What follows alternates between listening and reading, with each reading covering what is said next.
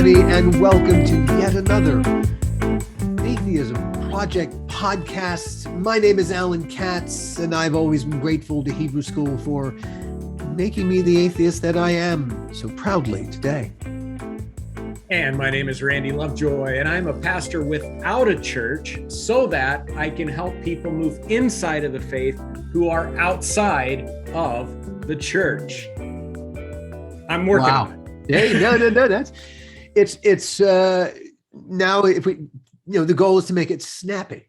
Exactly. Yeah. Any thoughts you have, man, because you're a good word crafter with the snappy. So send them my way. Any thoughts on that one? You are too kind. I will we'll begin to look at that. But it's not far off the mark. It's definitely got some ear appeal. Well, that's the working title of the book that I'm trying to complete by the end of this week is Outside of the Church, Inside of the Faith. So it's kind of working off of that. So so you are this week. You think you're going to finish that book this week? I'll at least get it 3/4 of the way done, at least in manuscript form to send out to people. I'm aiming for the whole thing, but we shall see. I've been struggling with 2 chapters that are probably the toughest ones, and once that's done, it's going to happen fast. So we're almost there. Well, if there was any way I can help you, please let me know.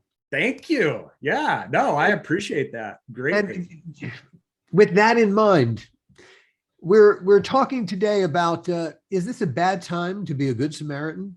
Very clever. Very clever. But I'll be here all week, ladies and germs. That's right. That's right. Now, this, of course, is a parable from the NT, and parables, of course, are short, direct stories, fiction, meant to make a moral or religious point. They're fables, except that fables have animals doing the storytelling, and parables use only human characters. So Jesus, as we know, he taught using parables. Amongst the 33 parables that are attributed to Jesus, the one about the Good Samaritan is the one we're going to talk about today. If you've ever wondered where on earth we got this phrase of being a good Samaritan, you are going to learn it. The source in this podcast. Yes. All right. So let's go right to the parable itself. Randy, I think you are uniquely suited. Yeah, let me use my pastor scripture reading voice here. Would you please? If you'd like to read along, turn to Luke chapter 10, verses 25 to 37. Here it is. On one occasion, an expert in the law stood up to test Jesus. "Teacher," he asked, "what must I do to inherit eternal life?" "What is written in the law?" he replied. "How do you read it?"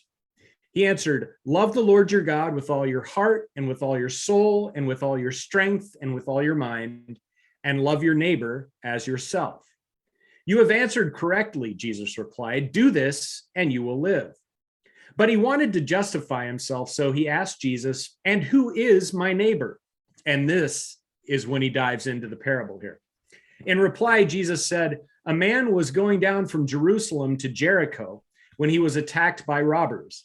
They stripped him of his clothes, beat him, and went away, leaving him half dead. A priest happened to be going down the same road, and when he saw the man, he passed on the other side. So too, a Levite, when he came to the place and saw him, passed by on the other side.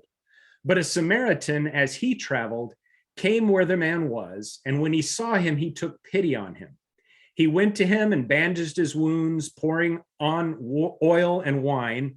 Then he put the man on his own donkey, brought him to an inn, and took care of him. The next day he took out 2 denarii, as currency of that time, and gave them to the innkeeper. "Look after him," he said, "and when I return, I will reimburse you for any extra expense you have." Which of these 3 do you think was a neighbor to the man who fell into the hands of robbers?" The expert in the law replied, "The one who had mercy on him." And Jesus told him, "Go and do likewise." Boom, drop the mic. There it is. So that is the story of the Good Samaritan. So Alan, I mean, one of the things I wanted to ask everybody, but since you're the one that I can hear the response to, what stood out to you just in that reading? I mean, what part of it kind of jumped into your mind and stuck there? Now, my approach is always analytical. Okay. So, all right. so it's always, the text, but let's go a little deeper. All right. The Samaritans. Yes. Yes. We think of the Samaritan as the person who does a good thing, but as this audience, that's only the result of this parable. We're actually, we've learned a lesson from the parable by doing that, but that's not what it meant when it was spoken. Yeah. Samaritans were understood to the audience that Jesus was speaking to, that, and we'll come to, all right, if Jesus was, and if Jesus said things, this is probably one of the things that Jesus actually said, that this actually came forth from him. All right. So his understanding of the word Samaritan was a person of a tribe different from his. Mm-hmm. Mm-hmm. Not just generically different, but the Samaritans were another tribe who the Jewish tribe, the Hebrews, frankly hated. They were half-breeds in a way. Yes. They were. And it's funny, up until we decided to do this subject, this podcast, I frankly had no idea that such a thing existed. And this frankly fascinated me. Yeah. Awesome. So what else did you find? Well, all right. So this is from the Britannica, and this is all right. I'm just going to read. This is just straight from the Britannica because this is all new information to me, and I don't know any of this stuff. All right. Samaritan is a member of a community now nearly extinct that claims to be related by blood to those Israelites of ancient Samaria, as in Judea and Samaria, who were not deported by the Assyrian conquerors of the kingdom of Israel in 722 BCE. The Samaritans call themselves Ben Yisrael, the children of Israel, or Shemarim, the observant ones, for their solemn norm of religious observance is the Pentateuch, the first 5 books of the Old Testament. Jews call them simply Shomronim, Samaritans, in the Talmud, rabbinical compendium of the law. And there they're called Kutim, suggesting that they're rather descendants of the Mesopotamian Kutaeans, who settled in Samaria after the Assyrian conquest. Now, all right, here's where it gets a little more interesting. Among the most significant differences between the Samaritans and the Jews is the site which they believe God chose for his dwelling. While the Jews hold that God chose Mount Zion in Jerusalem, Samaritans believe he chose Mount Gerizim near Shechem. After the Babylonian exile, the Samaritans built a temple on Mount Gerizim, and the Jews built a temple on Mount Zion. So they were competing delicatessens, for Pete's sake. This remained both kosher or kosher? Well, hey, your kosher is not my kosher.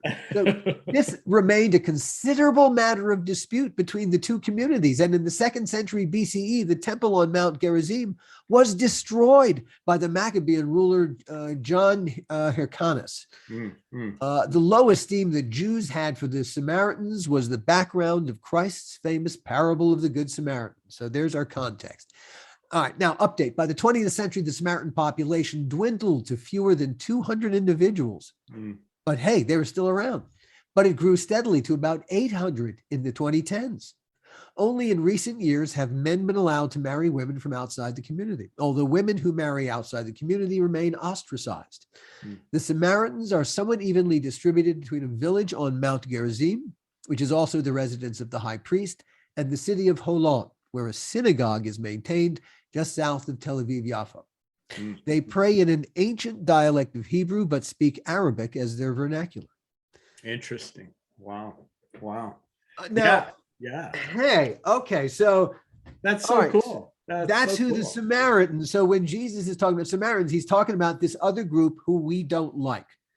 Because that's his audience. I mean, his audience are Jewish people. Yes. So that's who he's speaking to. All right. So let's put that context to the story. So all right. So a guy gets beaten up by someone. He's lying near dead. and A Jewish guy. Yeah. a Jewish guy, yeah, and a member of the same tribe, Yep. a rabbi, Yep. walks by him and probably doesn't want to defile himself with a near dead guy, so he doesn't go Right. near him. The Levite probably has a We pastors don't come off looking really good in this one either. It's not just the Samaritans. Well, hey, Jesus was not, he didn't care for the temple and its priests for real pretty good reason. I can see, it's like a pastor saying, you know what, that looks sad, but I've got a worship service to lead. Sorry, I need to head on over there, or something. Anyway, keep going. Tout ça change, whatever. All right. So our Good Samaritan, they in Jesus's context, they're willing to do what we're not willing to do. They're a better neighbor than we are, and we're supposed to be the neighbor. Yeah.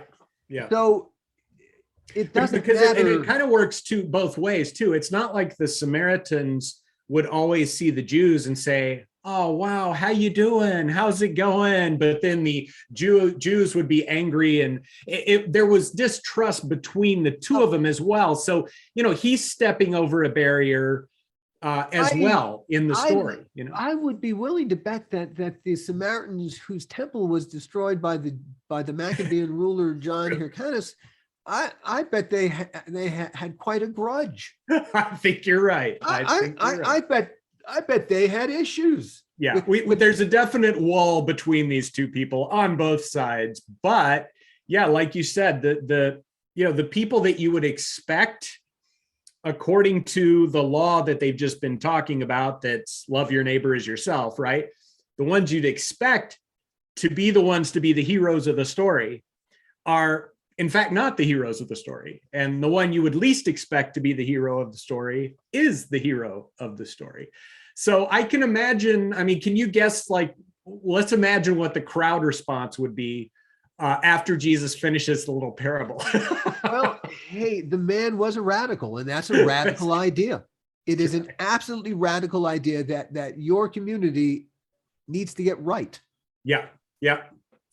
Now let me add a little bit of a frame to it that I think it kind of blew my mind as when I was digging deeper into this. And it is that, the frame of the parable is an interaction between Jesus and, as it says, an expert in the Jewish law, right?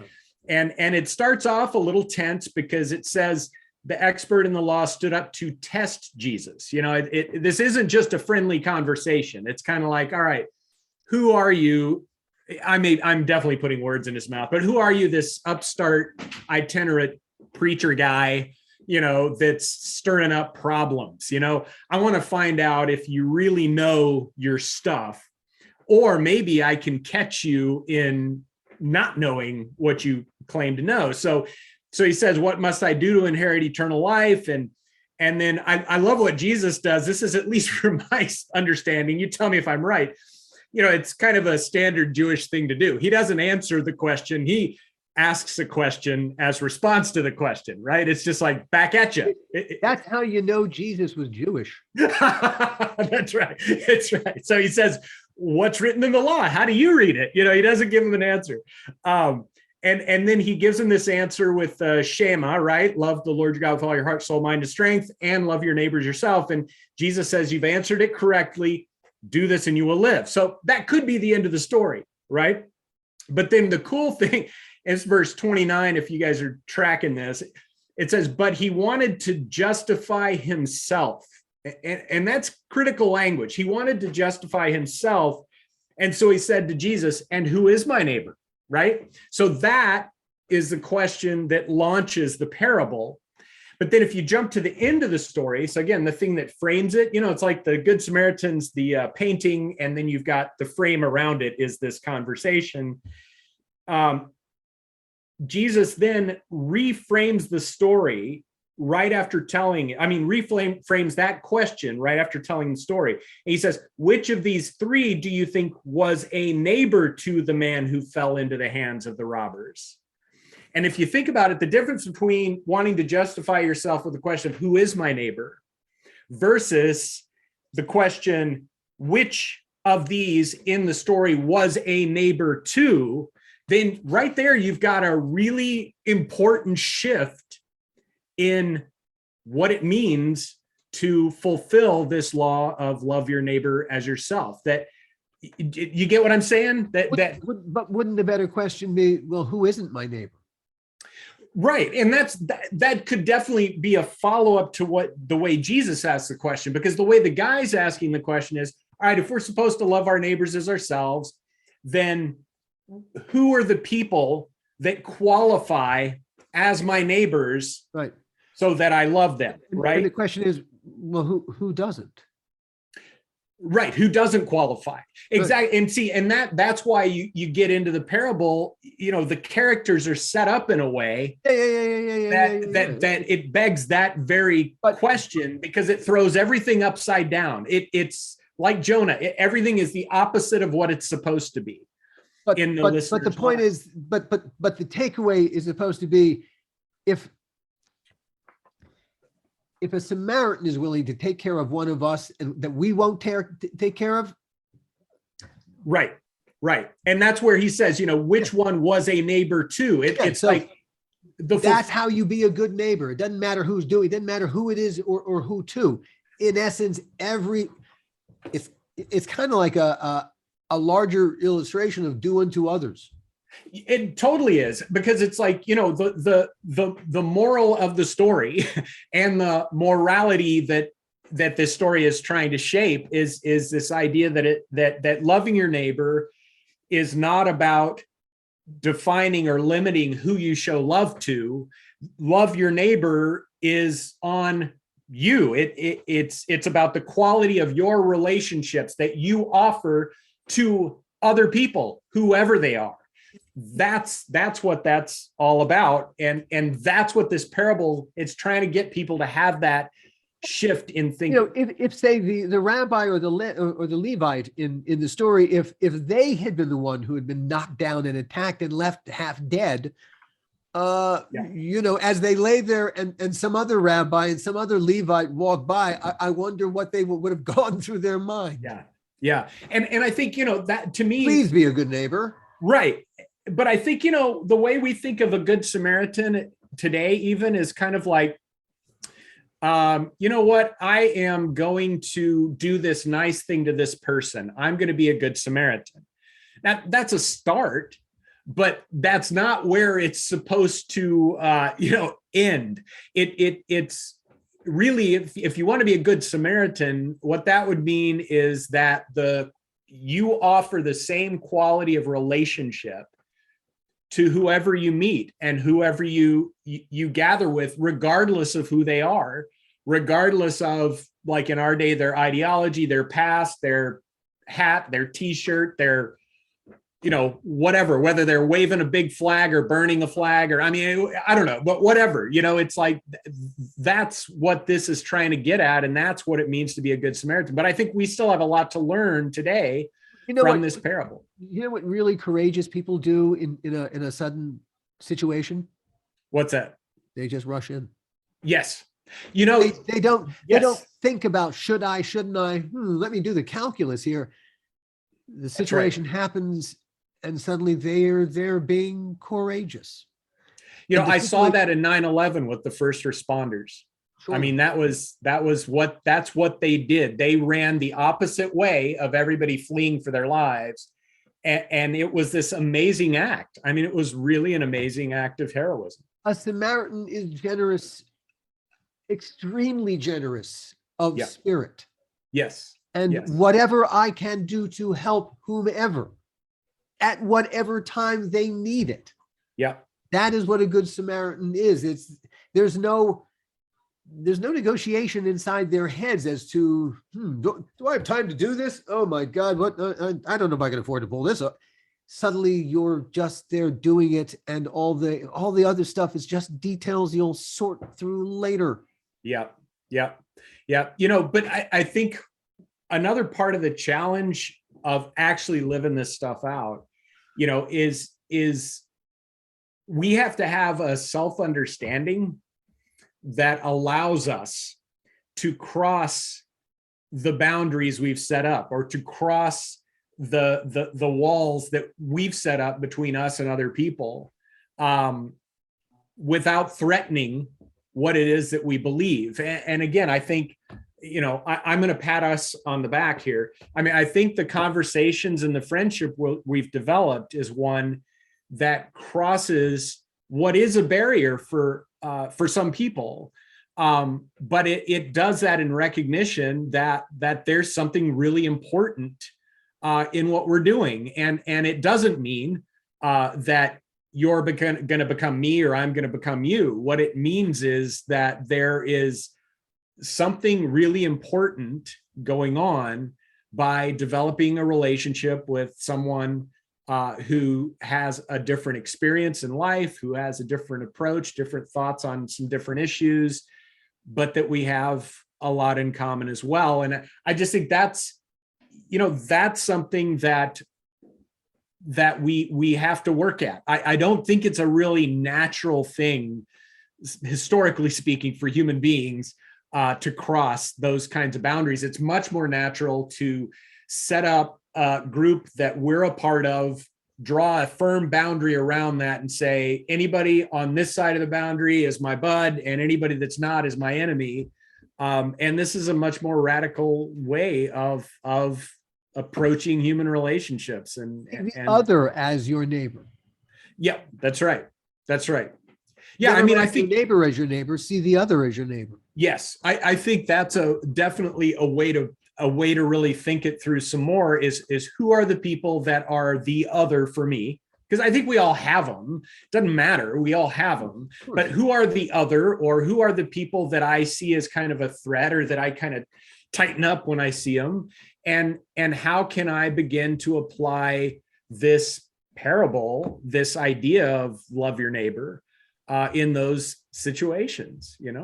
Beings are tribal by nature. Yeah. It's a natural survival instinct. We're social creatures, and the immediate social group is what needs to survive. And so a lot of how we tick is built towards maintaining, sustaining the integrity, but also the health of the group. I mean, and isn't that part of why the Samaritans in particular were such a threat, is because they kind of had one foot inside the circle of the tribe and one foot outside. Whereas if it was like, and a man from Siam appeared on the scene, it'd be like, well, it'd still be a problem, but not nearly in as visceral of a way as a Samaritan. I wonder if the Hebrews disliked the Philistines as much as they disliked the Samaritans, because the Samaritans weren't just, a completely different group is one thing, but a group that disagrees just enough with what you believe. It's like, no. And again, keep in mind, all right, what the Samaritans and the rest of the Hebrews were disagreeing on. Yeah. The house, in essence, of the deity. Yes. Well, the deity can't be over there on that piece of real estate that you like. No, the deity is over here on this piece of real estate that we like. Idiots. And there's a great story in the Gospel of John where Jesus and a Samaritan woman have a conversation, and it's around the water well in a Samaritan part of that day.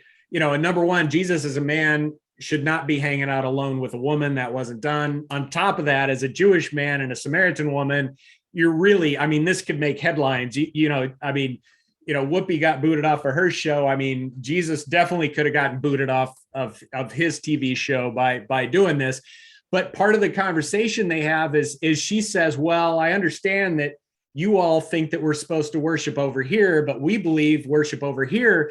And the interesting thing is what Jesus says he says, a time is coming when we won't worship there or there, we'll worship in spirit and in truth. So it's the same idea of like, location is not the point. We're moving past that. It's irrelevant. It's yes.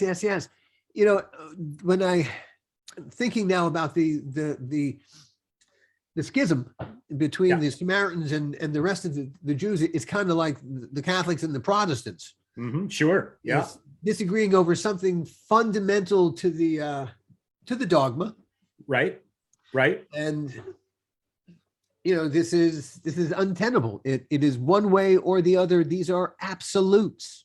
Right. Right. Well, and that's the fascinating thing, at least within Christian history. And I think we see some of that in how the differences that developed among the Jews and the Samaritans. But, the Protestant Reformation was regional, as well as a doctrinal disagreement. I mean, there's a reason that one part of Germany became Protestant and another part stayed Catholic. There's regional reasons for that. And if you look with the difference between the Catholics and the Orthodox, which was a much earlier schism, there's a lot of language is a big part of it, because they were working in different languages with their faith.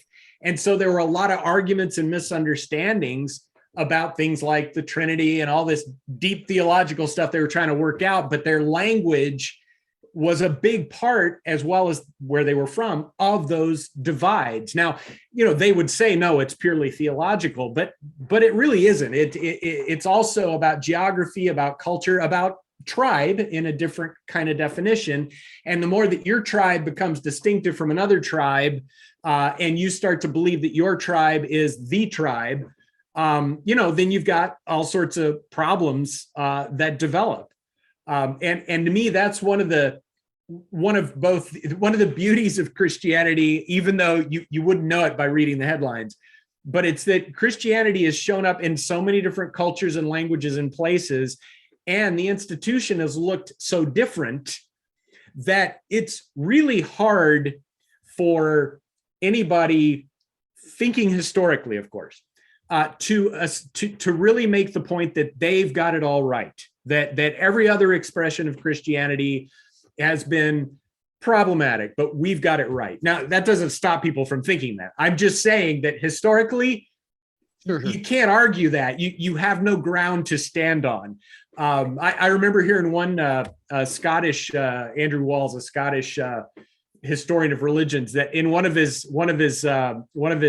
lectures that he gave, he just said very quickly and very briefly, his point was, and then the Reformation happened, which, by the way, I think will be a footnote in global Christian history. Anyway, and you can see people just looking at him like, what on earth are you talking about? But he was looking at Christianity from a global and historical perspective. And his take was that the Reformation is going to be a minor thing that happened in a certain expression of Christianity in terms of the big picture. But we think. So he got that wrong. Yeah. So I just thought that was a great little comment, that's like, okay, have a little perspective in terms of what's really going on with things. And I think that can help us a lot in our own tribe, again, which we form, but we need to have perspective and realize our tribe has not always existed, whatever it is, religious or otherwise, that it has its strengths and weaknesses, that it has some things that are very useful and some things that are completely wrong. And we need to be humble about that. And then the other thing, coming back to what we do here, we always need to be ready to hear unexpected truth or unexpected things that might either strengthen or challenge positions that we hold when we're in conversation with others. Again, that's part of maturing as a human being. It's not something to be afraid of.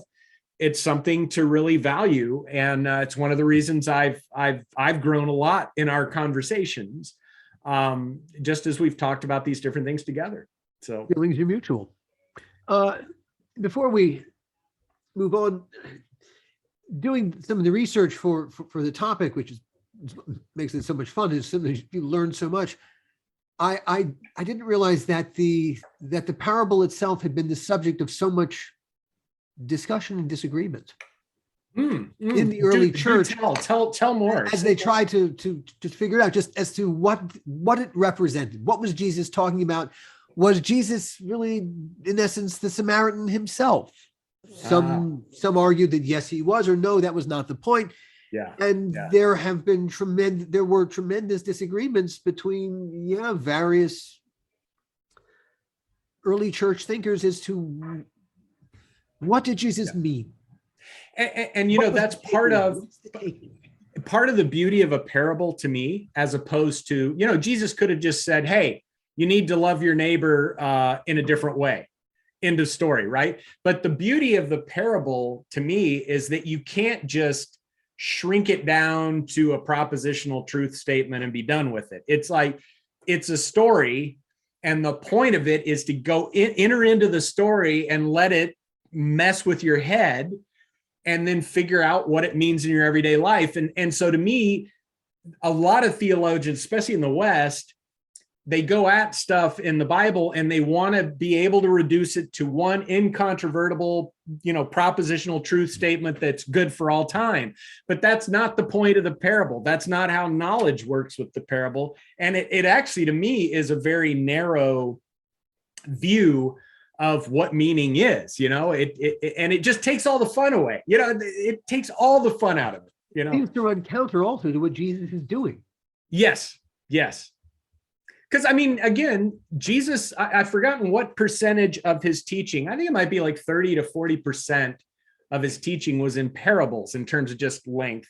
And you know, there's a reason he spoke in parables versus just laying it all out as a set of commandments or as whatever, you know, but it's these things were things that, you know, Jesus clearly did some work on to package them and put them together. It took thought. It wasn't just all spur of the moment stuff, but it was, you know, these parables were things that were developed with everyday life in mind and then constructed in a way that would make a point, but maybe even that would make a point's the wrong way to put it. They were constructed in a way to mess with people's minds so that they would have to think in a different way.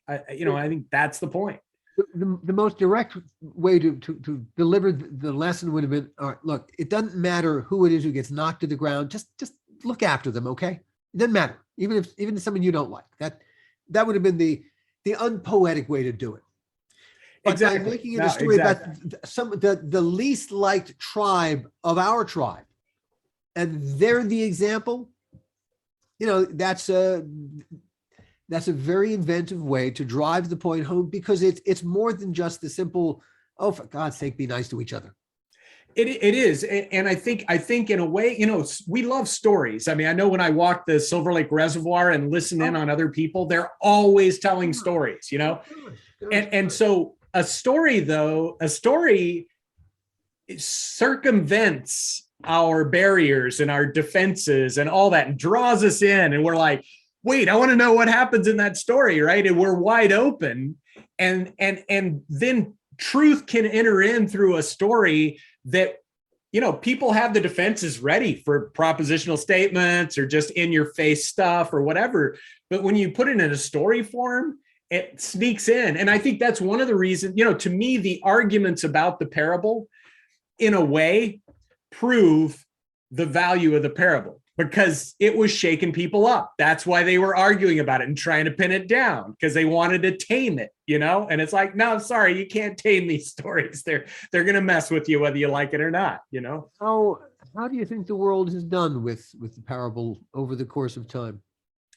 Well, you know, to me, the most hopeful part of it is that so many of these parables are still around and people are still discussing them like we are today. You know, this is really old stuff that could have, you know, lost its shelf life a long time ago, but we're still intrigued by them. I mean, you'd think of things like the prodigal son as well, or even like yeast in or leaven in a lump of dough, or, you know, all this, there's all sorts of stuff and even phrases and concepts that we use. How many hospitals are called Good Samaritan?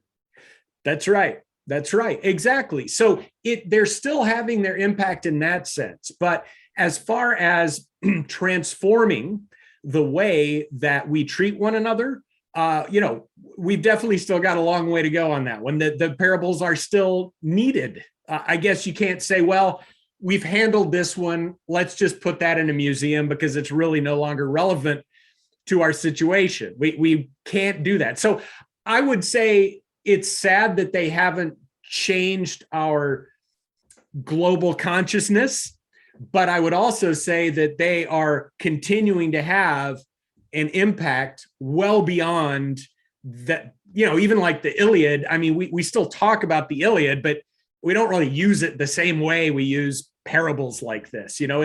They're intriguing, the Iliad stories, and we can find some meaning in them, but somehow these others seem more vital to us as a culture, I think.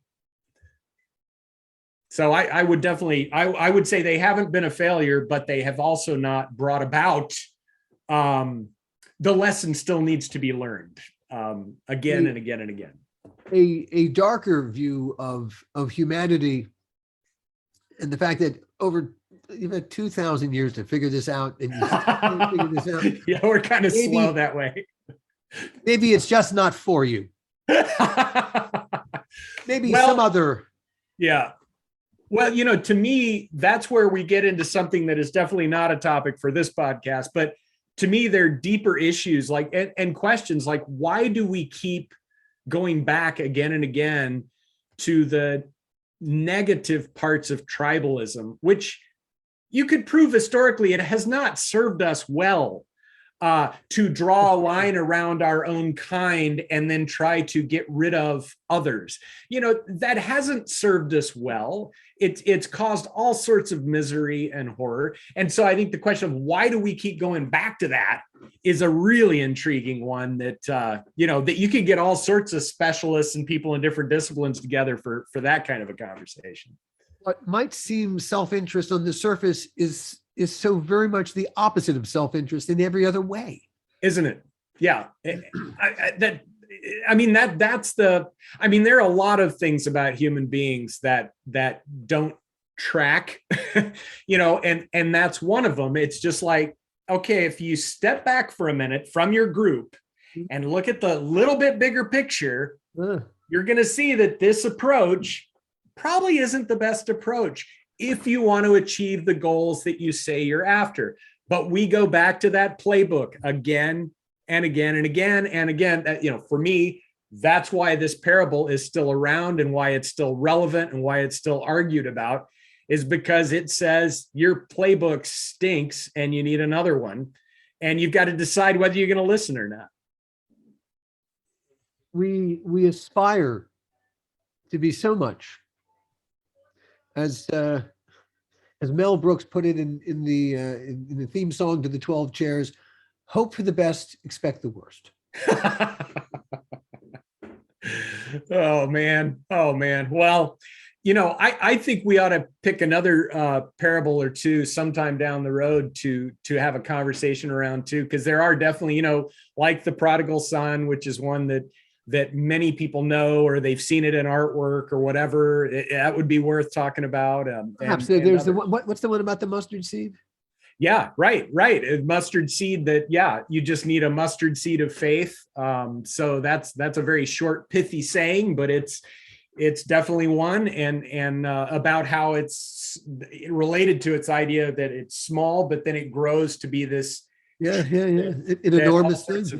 Yeah. But it's but it can be faith, but also that's an idea. Yeah.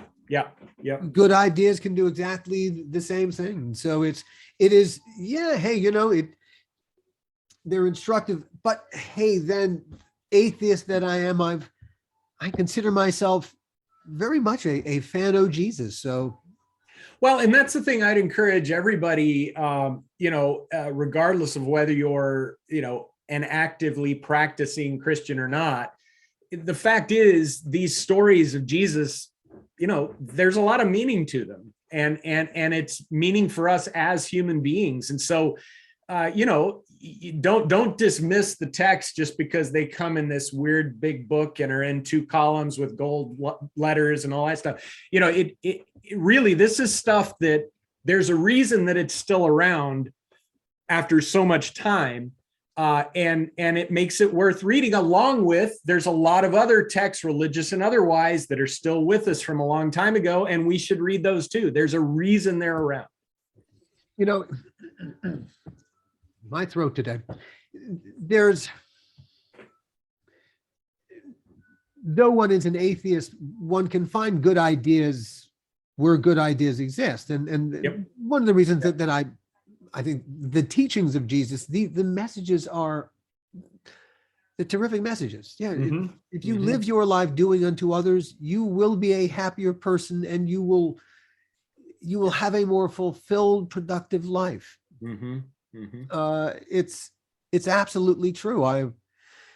And yeah, the idea of the mustard seed, there's something glorious in that notion of yes, it's small, but if you invest in it, what it Yeah. takes to make it grow, it will grow. Be patient.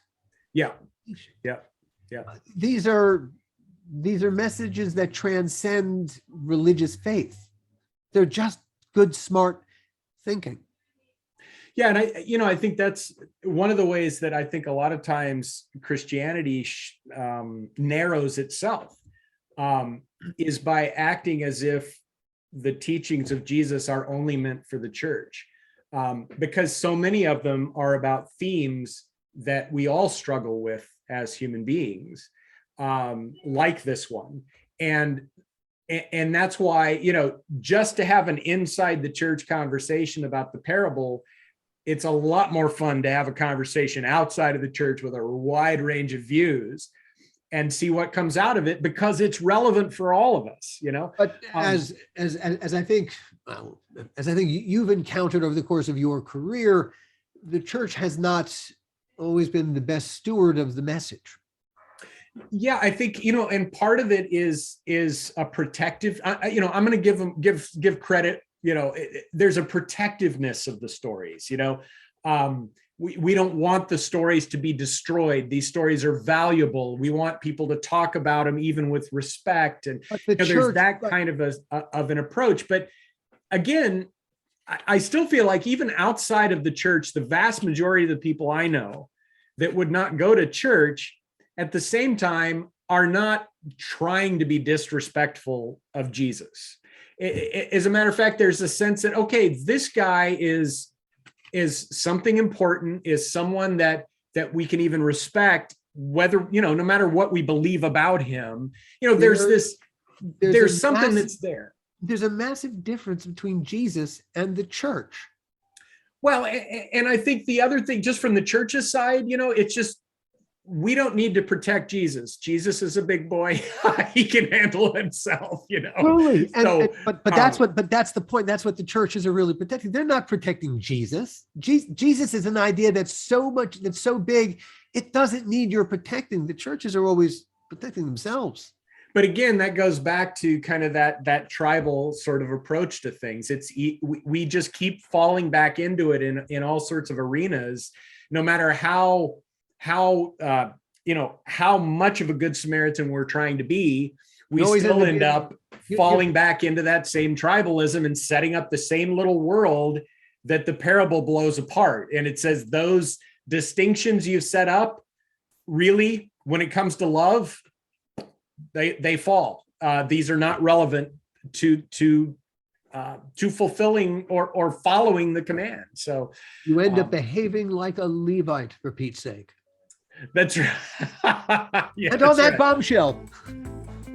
Yeah, on that bombshell. It's so great having this conversation with you, Alan. I really enjoyed it. And and I just look forward to continuing to talk with. The last two to me have just been wonderful.